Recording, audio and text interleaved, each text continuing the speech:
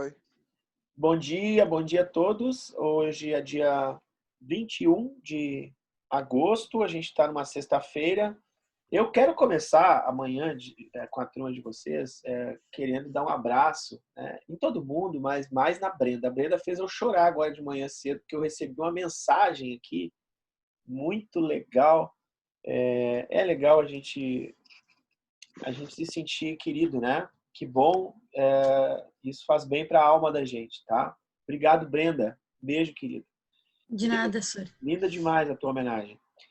Então, eu queria dizer a vocês que a gente começa a nossa aula de hoje, vou passar alguns recadinhos para vocês que pode ser e não tenha ficado muito bem, né? Vamos lá. Primeiro, eu pedi a vocês que fizessem que fizessem aquela atividade que se chama ponderações do primeiro trimestre. Essa atividade ela já foi pedida para vocês, né? Então, mais para as pessoas que não fizeram. Mas aquelas pessoas que fizeram e que quiserem revisar, e se puderem reenviar o arquivo, ótimo. Por quê? Porque eu estou organizando tudo em pastas, né? Vocês foram avisados também que a gente vai ter avaliação, né? Temos uma avaliação, se eu não me engano, é no dia 1º de setembro. Então, é uma das primeiras avaliações. As questões que eu vou colocar, que eu coloquei na avaliação, até porque a gente não vai ter tempo de fazer revisão, né? Porque é muito... Não, a nossa avaliação, que dia vai ser? Não vai ser dia 1º, não, né? Vai ser dia... Deixa eu ver. Eu tenho a data aqui, peraí. Dia 4. Dia 4/9. Então, como não vai ter muito tempo para revisar essas questões, eu vou pedir a vocês que façam o seguinte, que estudem pelas ponderações. Então, as questões que eu coloquei nas ponderações ali são questões que vão, provavelmente, são os mesmos assuntos, né? E outra, vocês têm o dia todo para fazer a prova, né? Das 7h30 até as 5h15, né? Da tarde. Então, realizem a prova, façam, leiam bastante, pesquisem e respondam as questões, tá? Bom, hoje a gente vai falar sobre o governo linha dura, tá? Será que a galera conseguiu entrar mesmo, todo mundo? Vocês mandaram, tu mandou, né, Bruno? Vou ver de novo lá, peraí. Porque a gente tá com pouca gente aqui. A Isabel tá entrando agora. Isabela, quer dizer. Vamos lá, então.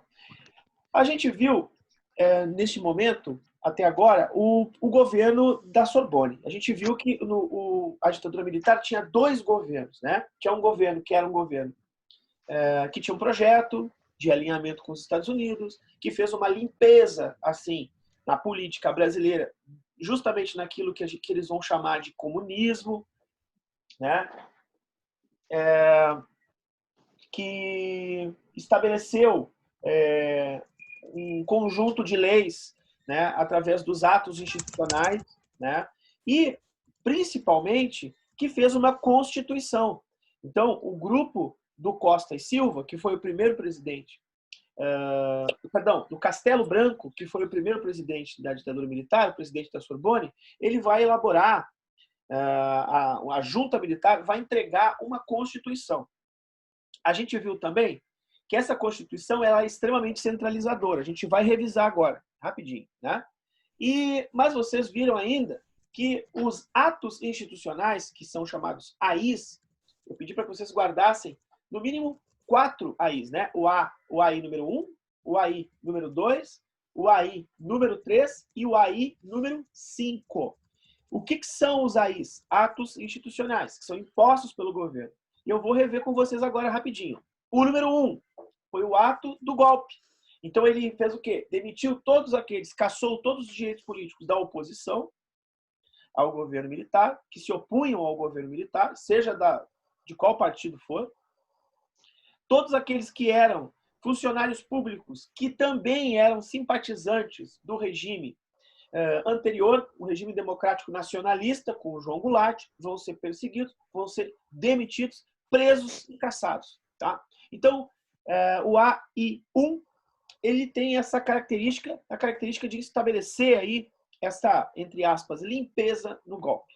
O ato número 2, ele é do bipartidarismo. Vocês estão ligadas, né? Estão ligados que este ato número 2, ele é aquele que cria a Arena, que é o partido do governo, que é o partido do governo militar, e o MDB, que é a oposição ao governo militar.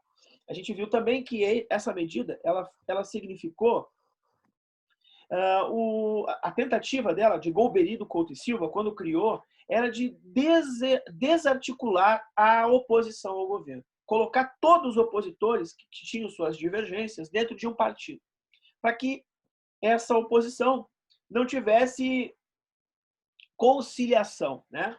E isso não adiantou.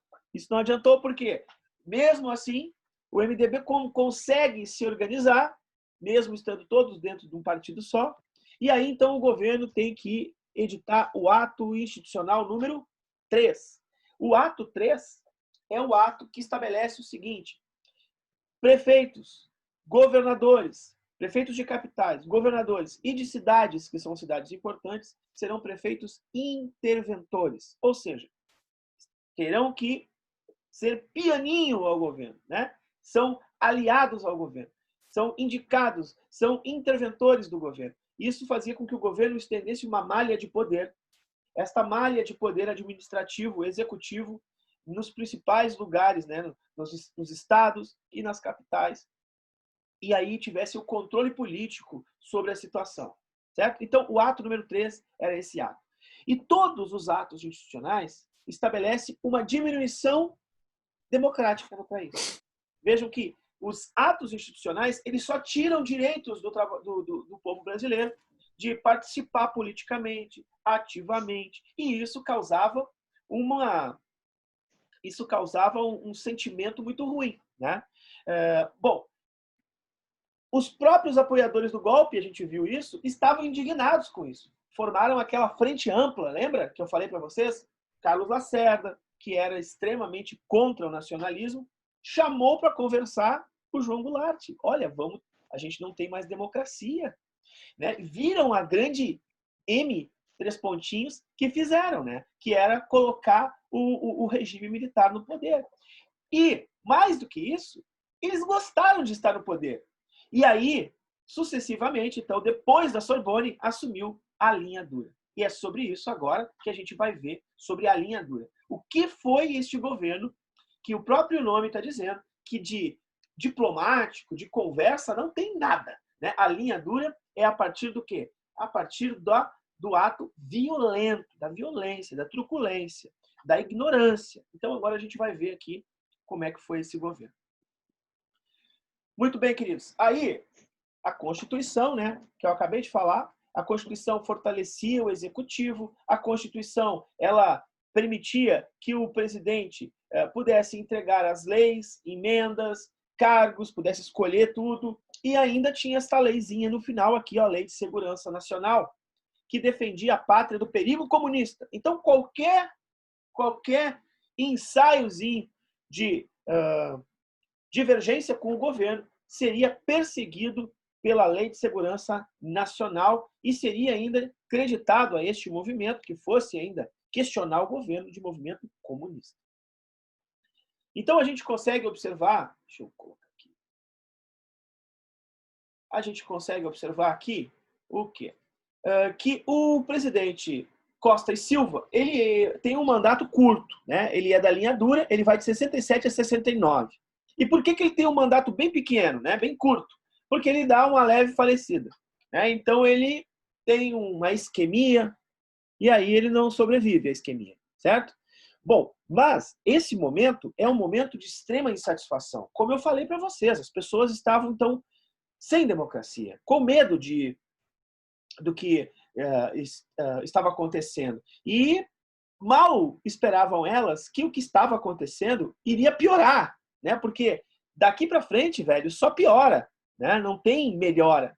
Então, a oposição dos estudantes, as manifestações estudantis, tanto estudantes como vocês, que são chamados de estudantes secundaristas, porque estão ali no ensino médio, quanto os estudantes universitários, vão ser fundamentais para que a gente possa entender as manifestações que vão ocorrer no Brasil em 1968. E aí eu convido vocês a fazerem o seguinte. Eu convido vocês a colocarem nos seus celulares, obviamente, que quem estiver no celular assistindo a minha aula, não vai conseguir fazer. Mas quem estiver em casa no laptop, né, coloque no celular o seguinte: acontecimentos do ano de 1968. Cara, vai ter uma lista de acontecimentos Professor, impressionantes. Oi. Fala, André. dá para responder as atividades no PS4, acessar a internet. Opa, que coisa boa. É isso aí, André. Se tu consegue fazer por aí, ótimo. Dizem até que dá para lançar míssil com o PS4. Sim, eu uso o controle como se fosse o mouse. Ah, que legal, André. Show de bola. Então, olhem só. Se vocês colocarem no Google, vocês vão Para fazer perceber... as atividades.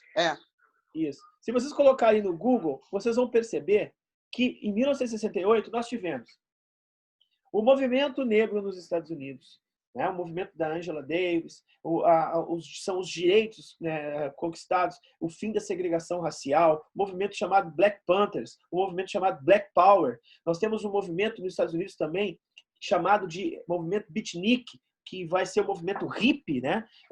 O movimento que pregava a liberdade de gênero, né?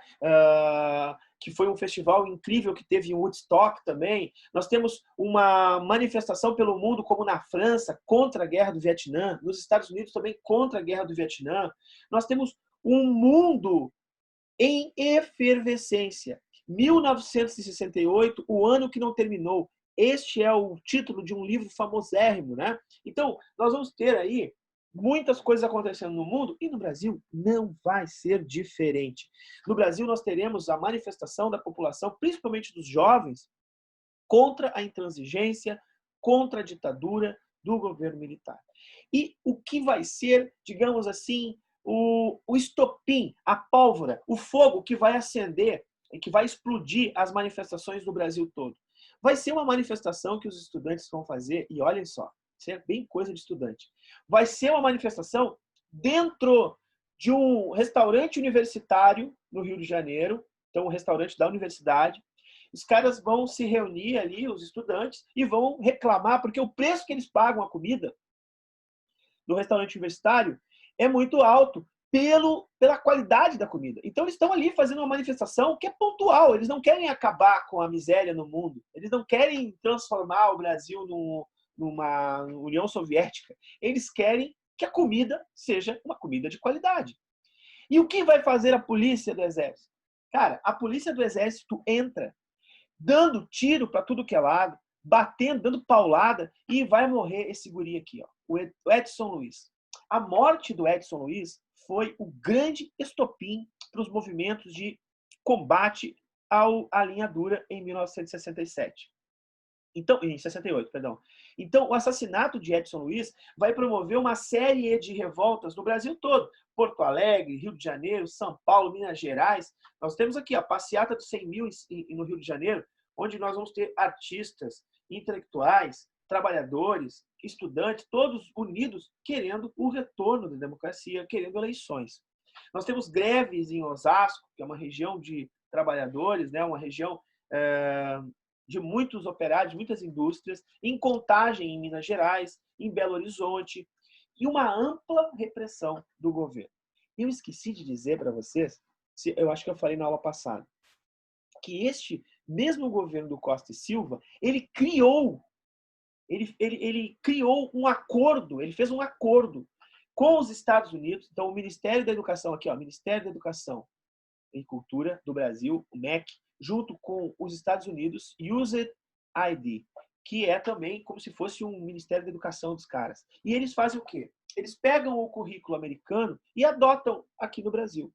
Simplesmente assim, nós tínhamos 12 anos de currículo para os estudantes. Então, vocês, por exemplo, entram primeiro, segundo, terceiro, quarto, quinto, sexto, sétimo, oitavo, nono. O nono é novo, foi incorporado agora.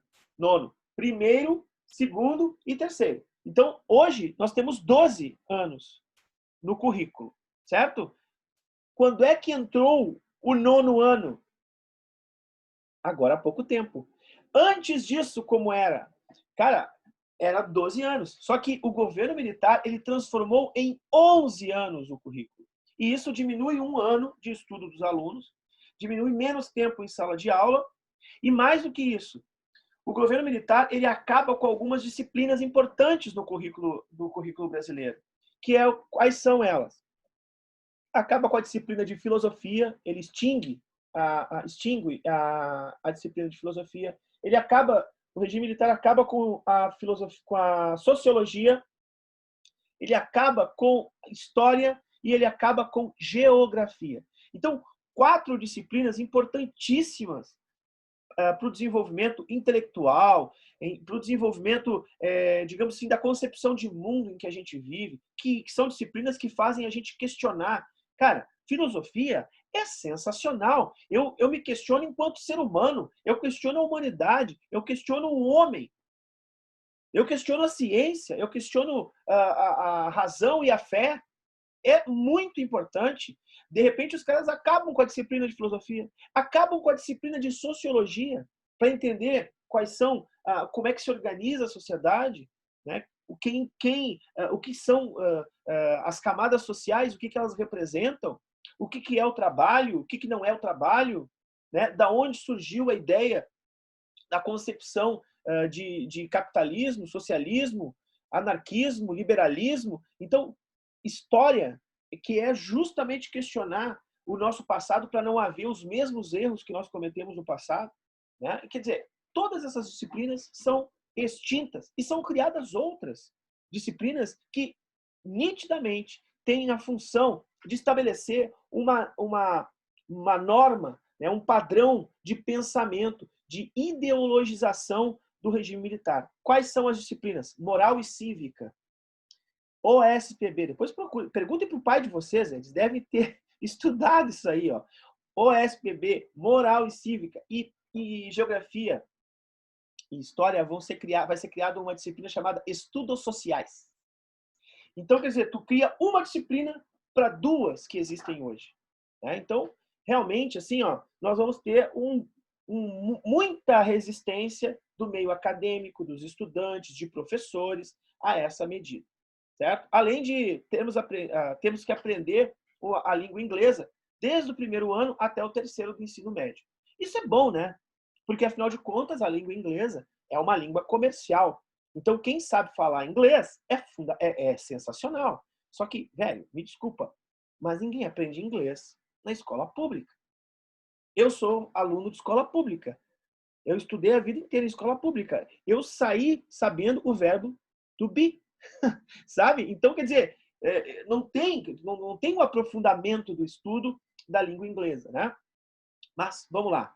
Este governo, aqui estão as imagens, o Edson Luiz morto, né? Nós temos aí sendo velado, e aqui, ó, na missa de 7º dia, deu tumulto, obviamente, a cavalaria vai para a rua, começa a combater, as greves em Contagem, Minas Gerais, passeata dos 100 mil. Essa imagem é muito famosa, ó, é uma imagem que circula muito nas redes, né, que ficou bem marcada. E nós temos aqui, ó, um grupo de caça aos comunistas. Aí a gente poderia perguntar assim, bom, mas tem comunista, então tem que ser caçado. Aí eu pergunto a vocês, as pessoas que questionam por que a democracia acabou, as pessoas que querem participar das decisões, que querem escolher seu presidente, querem escolher seu prefeito, se essas pessoas que querem participar da vida política e pública são consideradas pessoas comunistas, então eu sou comunista. Mas é óbvio que não são. Essas pessoas são pessoas que querem uma democracia. Então, o que acontece? O comando de caça aos comunistas, ele foi forjado na Universidade Mackenzie, que são os conservadores, é uma universidade super tradicional e conservadora de São Paulo, né? E esses estudantes, eles vão bater em quem quer democracia, eles são pró-governo, né? E vão ainda taxar essas pessoas que querem democracia de comunista. Aliás, esse é o grande mal, né? Eu não sei, vocês conhecem um programa chamado Roda Viva, que passa no canal Cultura? É um programa de entrevistas. Esse fim de semana, essa segunda-feira, toda segunda-feira. Essa segunda-feira, quem esteve entrevistado lá, quem foi entrevistado foi o Adnet. O Adnet é aquele humorista, né, que faz várias esquetes e tal. O Adnet, então, foi perguntado, por que tu te tu te considera um humorista de esquerda? Por que? Daí o Adnei disse, por que não? Por que eu não posso dizer se eu sou de esquerda ou não? Porque eu nunca vi ninguém em Cuba, nenhum humorista cubano, eu nunca vi nenhum humorista da Coreia do Norte, nenhum humorista da China. Aí o Adnei responde de maneira muito inteligente. Olha, se eu me considero de esquerda e ser de esquerda para ti é ser comunista, tá errado. Porque, na verdade, ele colocou, né? Ser de esquerda é defender o progressismo. É defender que as pessoas tenham condições de ter, de possuir. É lutar pela equidade social entre as pessoas, que as pessoas possam, de fato, participar do processo democrático, possam escolher. Se isso é ser comunista, isso está errado. Isso é ser progressista, né? Isso é ser de esquerda. Porque, geralmente, as pessoas dizem o seguinte, eu sou de esquerda. Ih, o Jairo é do PT. Ih, o Jairo defende o Lula. Não tem nada a ver. Não tem nada a ver ser progressista, né, com associar. Isso é reducionismo, né? Isso reduz demais a pessoa. Né? Então, isso é realmente complicado no Brasil hoje. E isso não é de hoje. Né? A gente está acabando de ver aqui que isso é uma tradição. É uma tradição que foi herdada do período militar. Queridos, continuando aqui, a gente vai ver que alguns veículos de imprensa, como por exemplo a Veja, que é uma revista extremamente conservadora, ela vai apoiar o regime militar, né, com matérias, né, exaltando o regime. E aí nós temos o instrumento mais catastrófico para a democracia brasileira, que é o ato institucional número 5. Então anotem agora o ato número 5, por favor, quais são as suas características, né? Por quê? Ora, porque nós vimos que o ato número 1, número 2, número 3, e número 5, eles são atos que vão restringindo a democracia, até chegar neste ato número 5, que significa o seguinte, todos os direitos do cidadão serão suprimidos. Então, imagine o seguinte, o poder legislativo, que é o poder que fiscaliza as leis, que faz as leis, né? Esse poder, ele é extinto. Quem é que manda neste poder? É o executivo.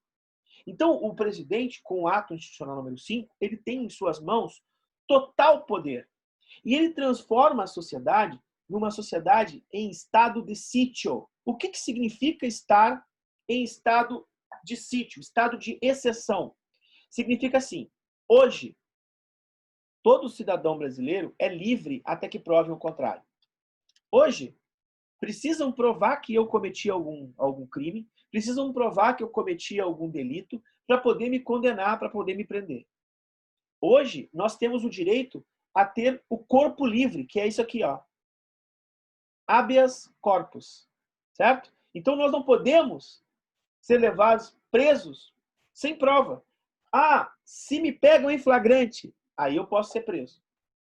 Se eu sou pego em flagrante cometendo algum delito que está infringindo as leis ou as normas constitucionais, eu posso ser preso. Posso ser preso. Tudo bem? Aí tudo bem. Agora, se não, eu tenho direito em responder em liberdade a um indício de crime. Quer ver? Eu vou dar um exemplo para vocês. Por que demorou muito para se prender o goleiro Bruno, na época em que o goleiro Bruno estava lá envolvido na morte da sua esposa? Alguém lembra disso, dessa história? Lembram, né? Sim, sim. O que faltava para ele ser preso? Prova. A prova. Até hoje, nós não temos prova da onde foi parar o corpo daquela moça, né? Mas teve que ser julgado. Então, ele foi julgado por indícios de que o corpo deram um sumiço no corpo. Então, até ele ser julgado, ele estava livre. Depois, ele foi preso. Certo? Porque ele não tinha antecedentes criminais também. Legal? Então, nós temos que, todos nós estamos assegurados, a nossa liberdade está assegurada na Constituição que nós temos hoje. Nessa época não existia mais isso. Nessa época acabou todos os direitos políticos estão suspensos e individuais também. Então, se a polícia do Exército quisesse me prender, ela viria aqui, me prendia, me levava, me interrogava, às vezes me torturava, porque a tortura corria solta no submundo, né, nos subsolos, aí nos porões da ditadura, e extraíam de mim verdades que nem mesmo eu sabia que sabia. Porque quando uma pessoa está sendo torturada, queridos, essa pessoa ela vai falar tudo aquilo que o torturador quer ouvir, porque ela quer o quê? Ela quer parar de sofrer. Né? Então, por isso que a tortura é proibida. Né? Então, nós vamos ter um momento extremamente perigoso, um momento extremamente ditatorial completo no Brasil, que vai ser publicado quando? Em 1968, mais precisamente em dezembro de 68. Certo? Eu queria lembrar vocês 2 episódios, eu não sei se eu já falei isso, né, de truculência da polícia, que mostram até hoje, né, que mostram para nós o que temos de herança do período ditatorial no Brasil, né? Eu queria citar 2 acontecimentos com a Polícia Militar de São Paulo que ocorreram agora há pouco tempo, 1 semana, 2 semanas atrás. Vocês vão lembrar sobre isso, sobre a intransigência da polícia. Por exemplo, a polícia de São Paulo foi fazer uma ação lá com 2 jovens de verificação se eles estavam perturbando o meio, o ambiente, tal. Foi na periferia de São Paulo. Aí um dos jovens começou a apanhar, uma menina veio intervir e aí ela foi segura e o policial acabou imobilizando ela com o pé em cima do pescoço dela. Não sei se vocês lembram disso. E ele ficou ainda com o corpo inteiro sobre o pescoço da menina, né? Com o pé em cima do pescoço da guria. Bom, isso é um assunto, isso é um elemento. Só quero lembrar a vocês que aquele menino ele era negro. Em outro evento, a polícia de São Paulo também foi chamada para um atendimento de uma urgência de agressão ou, melhor dizendo, problema familiar, né? Aí entrou num condomínio em São Paulo chamado Alphaville. É um condomínio de luxo em São Paulo, onde moram classe média alta, né? Aí entraram no Alphaville, foram até uma casa e realmente o cara que estava na casa, o dono da casa, estava extremamente alcoolizado e transtornado. Então a polícia foi ali intervir, o policial ficou na porta da casa dele, ele saiu na garagem e começou a xingar, disparou xingamentos à polícia. Humilhando os policiais. Humilhou os policiais, dizendo que eles eram uns pobres coitados, idiotas, não sei o quê. Pegou o telefone e ligou para alguém que ele conhecia. A gente viu também que um desembargador fez isso com policiais da Guarda Municipal de Santos, né? Mas essa aí mostra que nós temos uma polícia militar que tem 2 pesos e 2 medidas. Nós temos uma polícia militar que quando vai na periferia age de uma maneira e que quando vai num condomínio de luxo age de outra maneira muito diferente. Porque nenhum policial subiu no pescoço e pisou no pescoço daquele cidadão, mesmo aquele cidadão ofendendo a polícia. Eu não sei se tem muito a ver, mas tu viu o caso do, se eu não me engano, do Carrefour. Fala mais perto do microfone, Isa. Tu viu o caso do Carrefour, mas não é aqui no Rio Grande do Sul. Um senhorzinho, ele trabalhava no Carrefour e aí, tipo, ele já era de idade, assim, já era velhinho. E aí ele teve um ataque cardíaco, acho que foi fulminante. E aí, para não fecharem o mercado, eles esconderam o corpo dele cheio atrás de uns guarda-sóis. Não tipo, vi assim, isso. deixaram exposto. Uhum. Isso foi hoje que saiu? Não, foi essa semana, foi em São Paulo, se eu não me engano. Meu Deus do céu, olha. Sim, não, fizeram isso só para não ter que fechar o supermercado. Não perder o lucro, né? Então, aí, quanto vale uma vida, né, gente? Poxa, não tem nem o que dizer. A gente fica perplexo, né? Cada vez que a gente escuta uma notícia assim, absurda. Essa semana foram as notícias das crianças, né, que acabaram morrendo, sendo estupradas. Olha, é um negócio absurdo, né? Bom, pessoal, mas o que eu quero com isso, né? Eu não quero estragar o nosso fim de semana dando uma aula tão pesada assim, né? Mas eu quero mostrar para vocês que o ato institucional número 5, ele vai estabelecer uma série de uma série de permissões à polícia militar a cometer muitas atrocidades. Eu lembro que a gente comentou em sala de aula, e aí vocês estão de prova, a Isa, eu acho que a Duda também participou, o Kelvin participou do debate sobre aquele músico, né? O ano passado, acho que foi, negro também, que atravessou uma blitz, onde a polícia do Exército estava fazendo uma blitz perto de uma comunidade lá do Rio de Janeiro e desferiu 300 tiros no carro desse senhor, matou ele com 80 tiros. Né? Matou o cara com 80 tiros, sendo que o cara não estava armado, não oferecia resistência, nada. Simplesmente fizeram isso. E eles são julgados por uma autarquia que é do próprio Exército. Então, quer dizer, eles não são julgados como eu e tu, que somos julgados ali no Tribunal Civil. Não, eles têm uma própria autarquia do Exército que julga. Então, realmente, fica assim, ó, garotos de 18, 19, 20 anos de idade, com uma arma na mão, não têm capacidade psicológica de ter poder de polícia. Aliás, o Exército não tem poder de polícia. O Exército tem poder para fazer guerra, né? Para proteger as nossas fronteiras. Não é para estabelecer relação com a população urbana. Né? Então, fica muito complicado. O que a gente continua vendo aqui?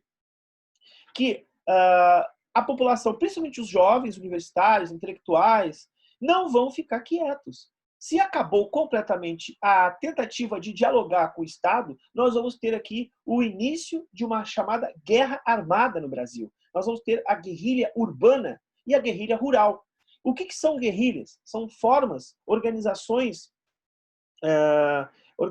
civis, né, desses estudantes, professores, intelectuais, alguns militares, como é o caso de Lamarca, por exemplo, que é um ex-capitão que sai do Exército porque não compactua com o que o Exército está fazendo e se junta a essas forças militares ou paramilitares contra o governo ditatorial. Então, eles se intitulam de esquerda e vão fazer uma guerrilha, muito inspirados na Revolução Cubana, obviamente, uma guerrilha contra o regime militar. Muita gente vai ser presa, professores universitários, poetas, músicos, são chamados presos políticos, né? E esses caras, então, das guerrilhas, que vão ser várias, ó, ALN, AP, MR8, VPR, né? Esses caras, então, eles vão sequestrar embaixadores, como por acaso esse embaixador americano que está aqui, para soltar presos políticos. Outro embaixador que vai ser sequestrado é um embaixador alemão que vai soltar, em troca, eles soltavam então os presos políticos. Nós temos alguns filmes que retratam isso, vocês podem assistir, deve ter no YouTube aberto, esse aqui é um deles, ó, O Que É Isso, Companheiro? É um filme que vai fazer com que tu entenda como é que funcionava essa lógica, né? E fala do sequestro do embaixador norte-americano. Então, essas políticas de guerrilha de esquerda, elas vão ser chamadas pelo Exército, né, pelo poder militar, pelo poder ditatorial, de terrorismo. E, de fato, né, causavam um temor, um terror da população. Né, porque essas guerrilhas elas eram obscuras, ninguém sabia onde... O problema de lutar contra uma guerrilha é que tu não sabe onde está o teu inimigo, né? Porque ele está vestido de civil, ele está... camuflado, as reuniões são escondidas, eles têm codinome, né? Por exemplo, se pegam alguém, ele vai ter um apelido, as pessoas não conhecem ele pelo nome, sim pelo apelido, justamente para preservar a sua identidade, a identidade da sua família. Então, este momento da história do Brasil é um momento muito triste, né? É um momento em que coloca os brasileiros lutando contra eles mesmos, né? Para lutar pela democracia. Então aqui está, olha a quantidade de grupos, né, de paramilitares de esquerda que nós temos. Beleza, em 69, Costa e Silva tem uma isquemia, e aí ele em seguida morre, e aí ele é afastado do governo. Por isso que ele vai até 69. Né? E aí o que acontece? O vice-presidente, que era civil, ou seja, não era militar, assume. Só que ele não assume. Uma junta militar dá um golpe, tira o cara e coloca outro presidente no lugar, outro general da linha dura no lugar. Então, eu posso dizer que Pedro Aleixo, que era o vice-presidente e era civil, ele sofre um golpe do próprio regime militar dentro do regime militar. Certo? Isso também vale a pena notar, porque isso é importante para vocês perceberem, né, que mesmo dentro do regime militar existia essas trapaças. E aí, queridos, nós vemos o pior, o mais duro, o mais truculento, o mais violento dos presidentes da República Militar, né, da ditadura militar, melhor dizendo, do Brasil, que foi o senhor Eurico Garrastazu Médici, o presidente Médici, que também era da linha dura e que vai de 69 a 74. E é justamente deste presidente que mais ou menos os nossos avós se lembram, e por isso que defendem tanto o regime militar. Nesse momento nós vamos ter uma melhoria, digamos assim, uma falsa melhoria na economia, e eu digo porque falsa, e já explico para vocês, e, ao mesmo tempo, a ausência completa de democracia e uma política extremamente truculenta com a população. Esse cara era chamado de mão de ferro, certo? O Médici. Então, agora faltando 2 minutos para terminar nossa aula, eu vou dizer para vocês o seguinte. A economia do Brasil ia bem, atingia taxas de 10% ao ano na década de 70, até chegar à crise do petróleo. Como isso foi possível? Porque o mundo estava oferecendo dinheiro, crédito, muito barato. Então, eu poderia pegar... vou fazer um exemplo aqui, como se eu estivesse dando um presente para a Brenda hoje. Porque a Brenda me mandou um presente, eu vou mandar um presente para a Brenda. Só que eu vou mandar um presente grego para a Brenda. Que é o seguinte, eu vou dar um cartão de crédito para ela, que tem um limite de 500 mil reais para ela ir no banco, para ela ir no shopping, para ela ir aonde ela quiser gastar esses 500 mil reais. Certo? Eu vou dar esse cartão, ela tem a possibilidade de gastar, porém ela tem que pagar esses 500 mil reais. Ela tem que pagar isso depois.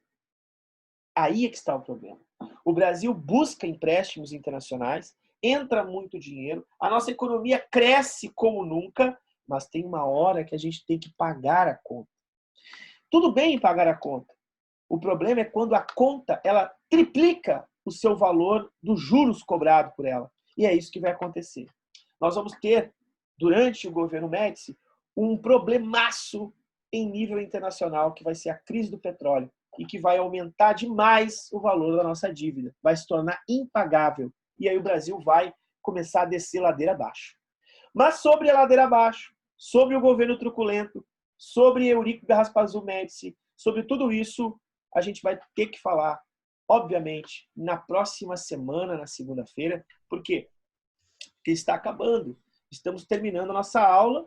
Eu agradeço a presença de todos. Desejo a vocês um excelente fim de semana. Eu acho que não vai ser tão gelado quanto hoje. Eu estou vendo aqui, olha o Kelvin deitado de cobertor. Que coisa boa. Eita, vida boa. Então, um beijão para vocês. Senhor. Bom fim de semana. Obrigado pela audiência. Dúvidas, anotem e a gente tira na próxima aula. Falou? Beijo, Soro. Tchau. Tchau, Soro. Tchau. Tchau, beijo.